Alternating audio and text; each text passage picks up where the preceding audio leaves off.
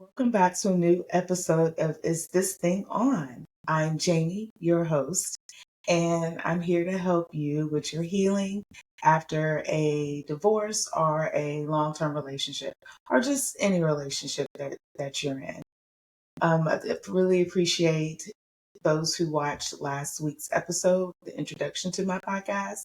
And if you haven't listened to that one, please go back and listen to it because it will give you a framework of what I am doing here. I will be discussing this week grief.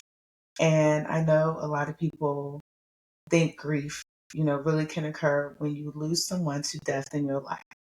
But you also go through a grieving stage after a significant loss or breakup in your life. And you go through all the same stages. And it can be particularly isolating when you lose someone who is still alive because, you may have people around you who don't understand the gravity of the situation and why is it affecting you this way. I have some notes because this part of the process really means a lot to me and it's something you have to go through. This is a part that cannot be skipped on your healing journey. It is a natural response. It's a response to a loss that doesn't just have to be about death.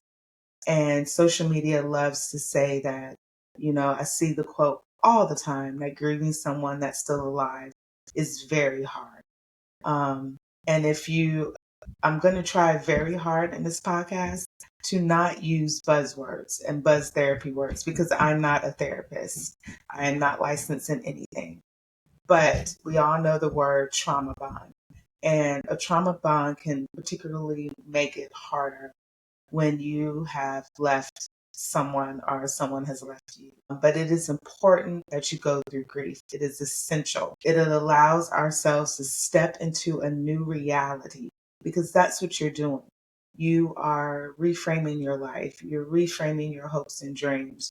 You're reframing just so many things about yourself while also trying to heal the parts of yourself that may have been wounded and hurt in that relationship. These are the things that you have to heal in yourself going forward in life to be better in all of your relationships. And to do this requires an acceptance of the loss of this relationship. And if you are feeling grief, that means you're doing it right.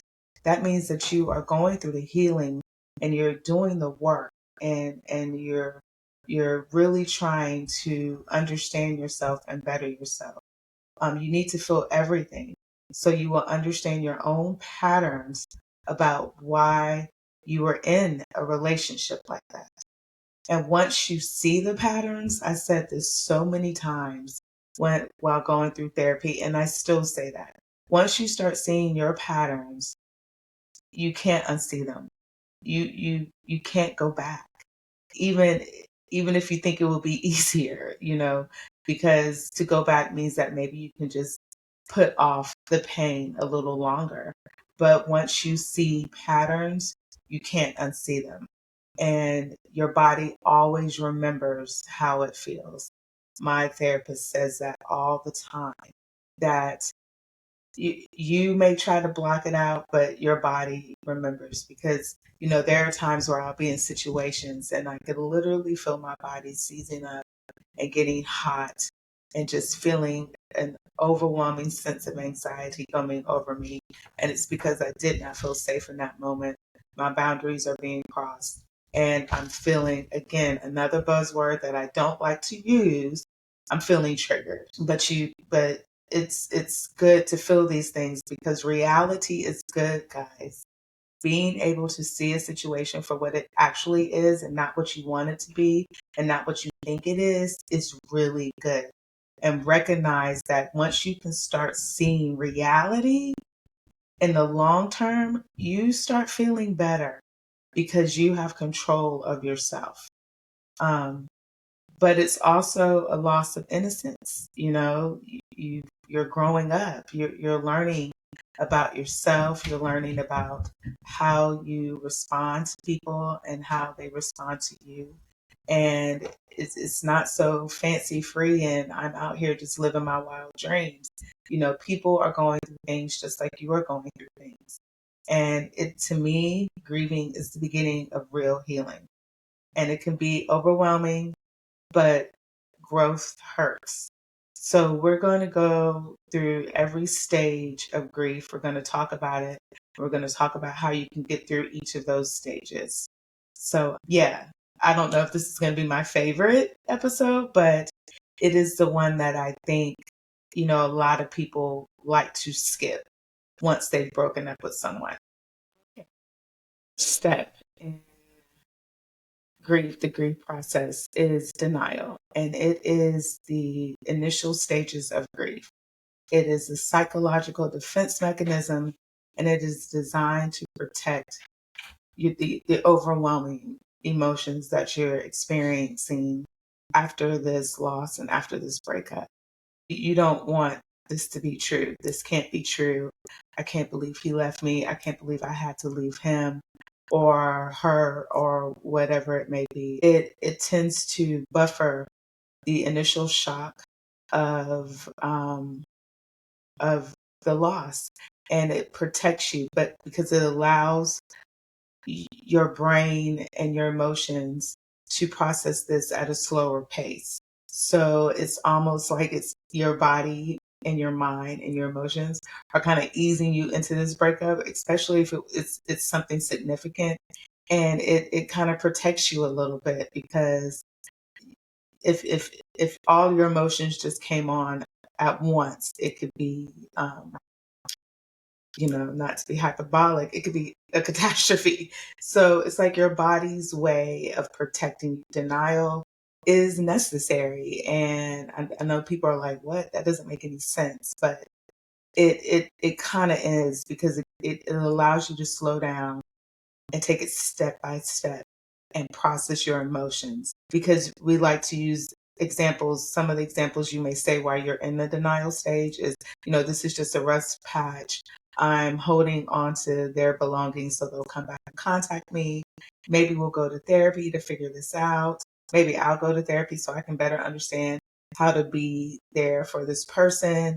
All of these things to try to help with that first burst of hurt before the next steps come in. You sometimes are in disbelief. You are replaying the breakup over and over again. You're saying, I never thought it would happen. And you go numb. And, it becomes difficult to deal with people after the initial breakup. This is when people tend to isolate and want to stay by themselves. I know for me, I handled this stage.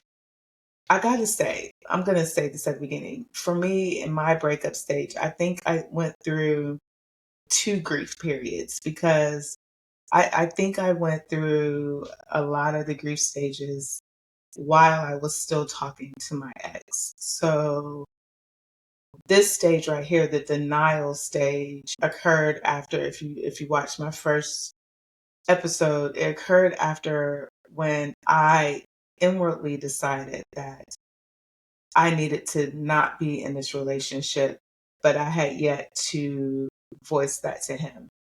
But I went through several months of really, in subtle ways, trying to make the relationship work. I kind of lived in that stage of, maybe he'll understand, and maybe if I nudge him this way, or maybe if I nudge him this way. And, because at this point, I had started learning the tools. And you remember what I just previously said.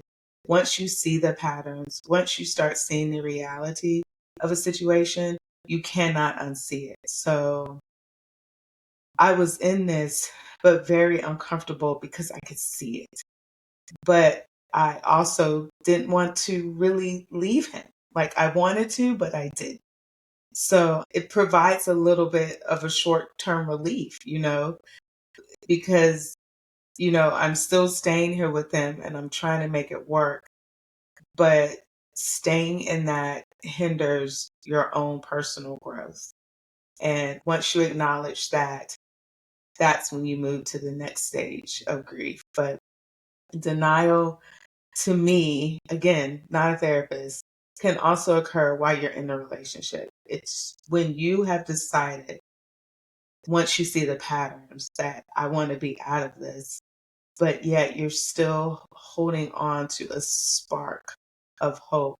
And maybe this person will see, that this is how we could be. And if I do this and if I do that, maybe they'll understand. But once you see it, you can't unsee it, y'all. It's heartbreaking, but freeing at the same time. Okay, the next stage in the grief process is anger. And, you know, not to say anything, but this might be my favorite stage. But because I think this is the one where you kind of maybe like feel your power maybe coming back, or recognizing your power. We'll say that because there's 3 more stages after this. But this one, it's a common response. It comes from feelings of betrayal, loss, and frustration. And it truly can be the catalyst to healing, because like I said, I think this is when you really are like, I'm Jamie, I'm you, I'm that girl, I'm that man, I'm that guy, like I'm that woman. It's just, you start feeling yourself a little bit. But it can also manifest in ways that you kind of have to be mindful of. It can manifest, of course, towards your ex. You're going to have feelings of resentment, unfairness, and of course, there's going to be unresolved issues. We'll talk about unresolved issues at a later date, because I absolutely, as an asterisk, I don't believe you need to get closure from your ex. But anyway, then it also can manifest towards yourself, like you're blaming yourself. How could I put myself in that situation? I wasted so much time. Personally, that's the one that rang true in my head for a long time, that I wasted all of these years with this man.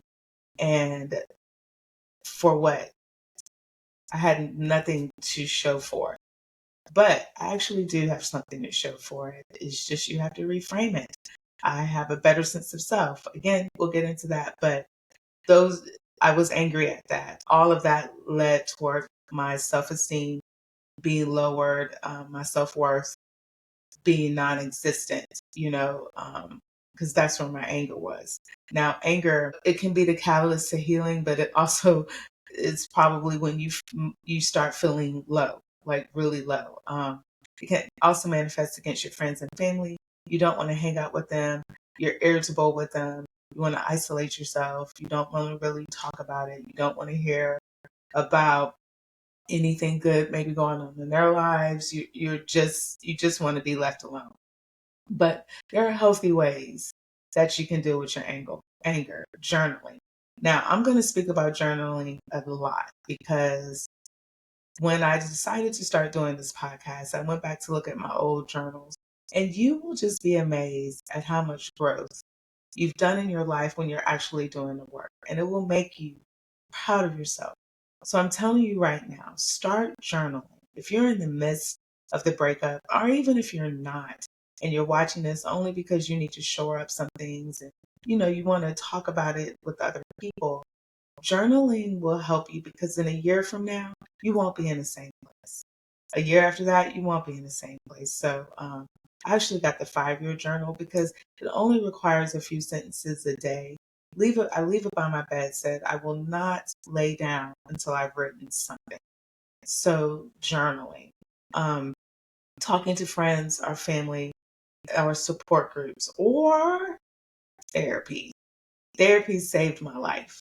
So, and I'm very fortunate that I found the therapist that I have, because she's holistic while also being clinical. And I appreciate her to the ends of the earth. Exercise it out. Hiking. I'm a big hiker. I did a lot of hiking in 2023. to clear my brain, to clear my mind, get out into the sun, just get around other people. Mindfulness and relaxation, that's something I'm still kind of working on. I'm not a very big meditator. I think I meditate more like with music playing or like out in nature. But whatever ways you need to calm your mind, that helps. And one of the biggest things is to start setting boundaries in your life for yourself and for other people. And it's just very important because boundaries is maybe one of the reasons you were where you were. So you have to learn how to deal with that and start practicing boundaries. And sometimes it can be an overreaction while you're in the anger stage, but you'll level out, and the people around you who love you and care about you, if you don't completely wild out, they'll understand why you're going through this change. But anger is a very big component of the grieving process. You have to go through it.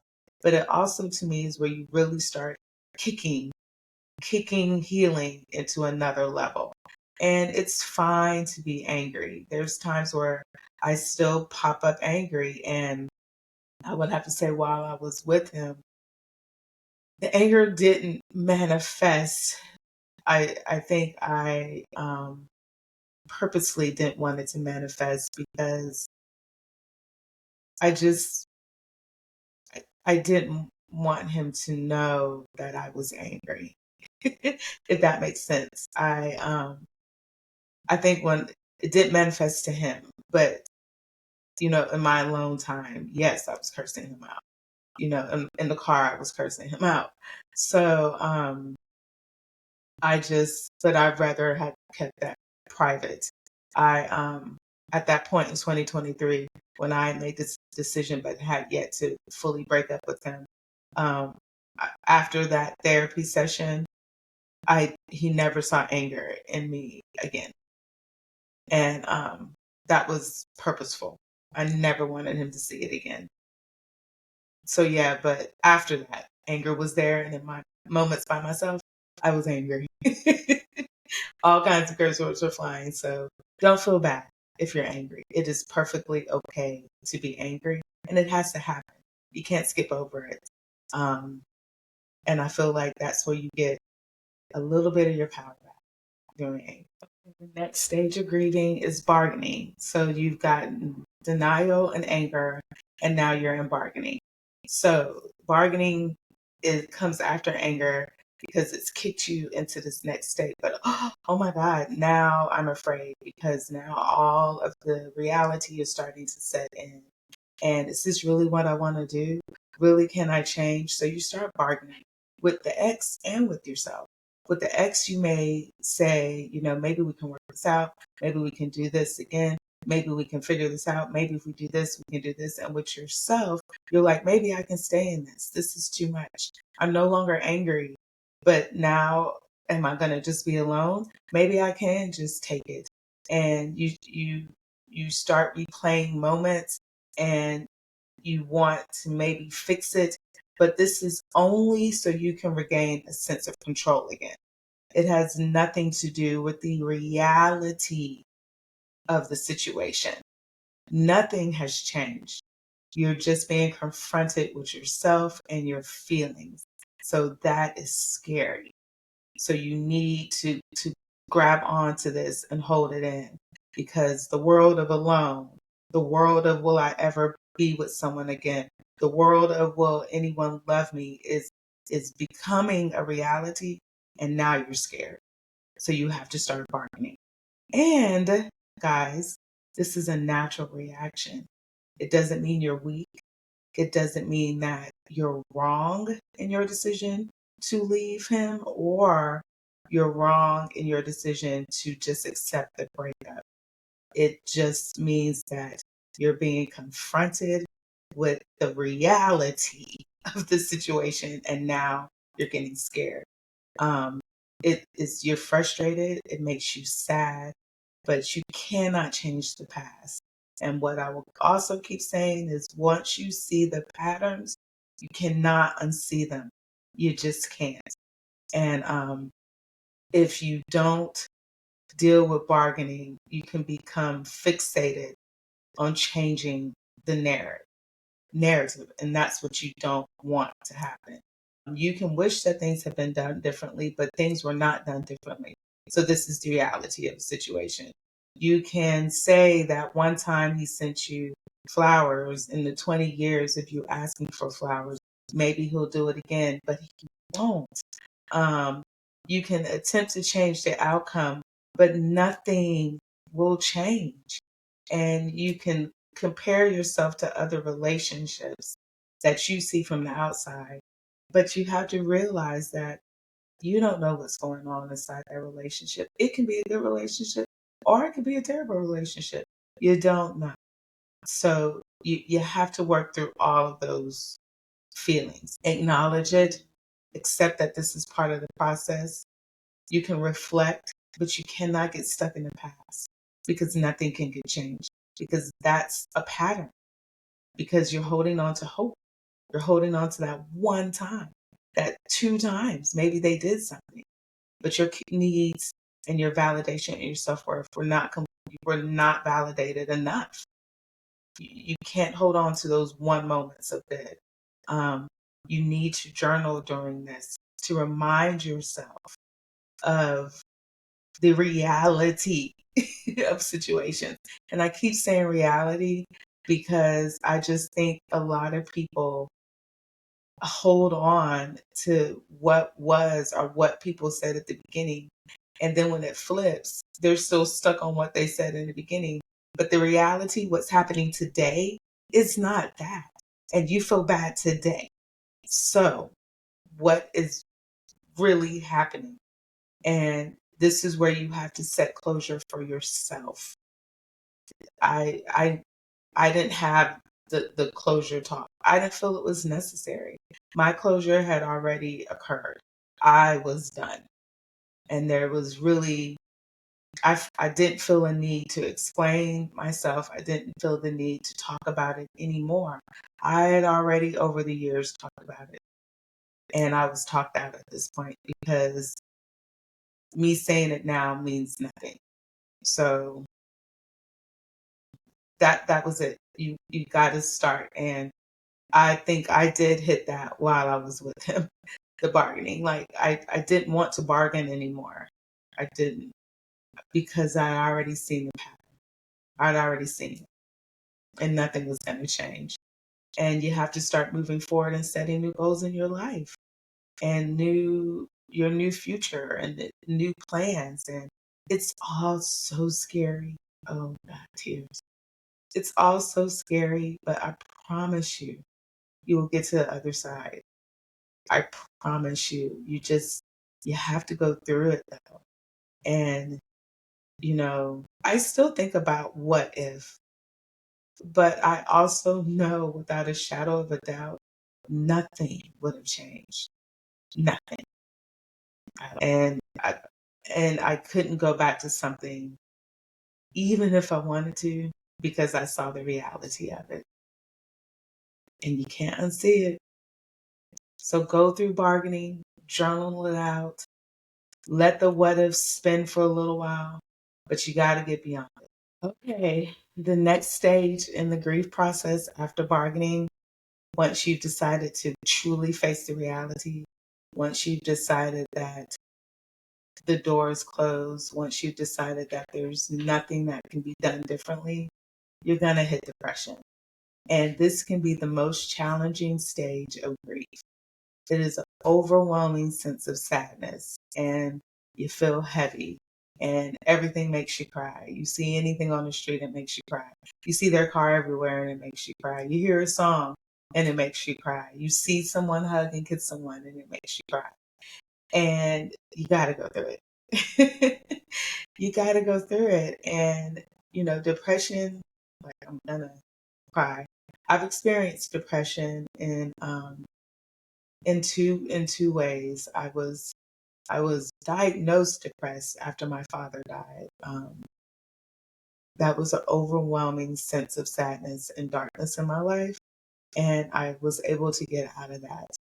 And then at the end of this one, I was depressed, but it was I guess a functional depression because I kept it in, and I think I dealt with the depression again kind of while I was in it, and then another stage hit once I had fully taken myself out of it. And I think I was mourning the relationship while I was still in it with him, and he didn't even realize it.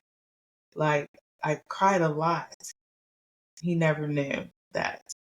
I was by myself a lot for a little while. He never knew. I didn't even really tell people what was going on with me. No one, people are still finding out in 2025 that I'm not with him. That's just how much I didn't really broadcast it and talk about it, because, that relationship meant a lot to me. And for the longest, I also felt like I wanted to just protect it. But, now that I'm talking about it, but, you know, I felt like an exposed nerve. I felt uh, just open in ways that just completely make me feel uncomfortable, which is why even doing this podcast is still a little. It's not a little. It's a lot of scary for me, but yeah. But you have to go through depression. This feeling is normal. The thing is, you got to make sure you have a support system around you, even if it's one person, even if it's a therapist, even if it's a support group. You got to talk about it. You got to get it out of your system. You got to work through it all. You got to stay just above the darkness, just above it. And I'm all for a wallow day. I tell people take 24 to 48 hours, and really sit in the gunk. I'm talking about ice cream, sad movies, sad music, like wallow. And if you need to do that once a month, a couple times a month, do it. But then the next day, go through the motions of life again. And then it gets easier and easier and easier. But I allowed myself to wallow. I allowed myself to just take the time and be sad. I did. And because I knew how important it was, because the last time I didn't do that, I ended up in a mental hospital. So you got to feel the feels. Just let it be, but just stay right above it. Allow yourself the space to just go through the muck and take take the time to do it. But always have in your mind that I'm going to get out of it. Always have that in your mind that you're going to get out of it, because you will. Okay. Last stage of grief is acceptance, and it's acknowledging the reality, like I've been saying the entire time. It's facing the truth. You stop dwelling on the what ifs and you focus on your new reality. And you're going to have mixed emotions about this, and that's fine. But you're letting go of the past, and you're going to start having personal growth through this. Acceptance means that you're going to learn, you've learned your lesson. You're going to be able to recognize red flags with yourself and with others. You're going to be able to set your boundaries with yourself and with others. And you're going to start recognizing your own patterns and why these things keep happening to you. So you are your own reality, and it's your own world, and you only allow what can be allowed in your life. You can't keep blaming other people for it. But it also helps you build resilience, and new opportunities will start opening up, and you'll start understanding past relationships better, and understanding future relationships. And this is going to play out in all of your relationships. And acceptance is a wonderful place to be. Also, still very scary. And I'm not saying there's not going to be moments of, oh, wow. But then there's going to be so many moments of, wow, wow. I got through that. I got through that to the other side. And I'm a stronger person for it. That's what you want. But you got to go through all of that to get here. and it's scary, but oh my God, is it worthwhile? It is so worthwhile, y'all. And I think, I don't think that is my purpose of doing this podcast, because when I was in the midst of it, because of my therapist, I knew I was going to get to the other side. But it is a lot of work. It is a lot of work. And there's still things I'm working on today with myself and how to move forward in my life.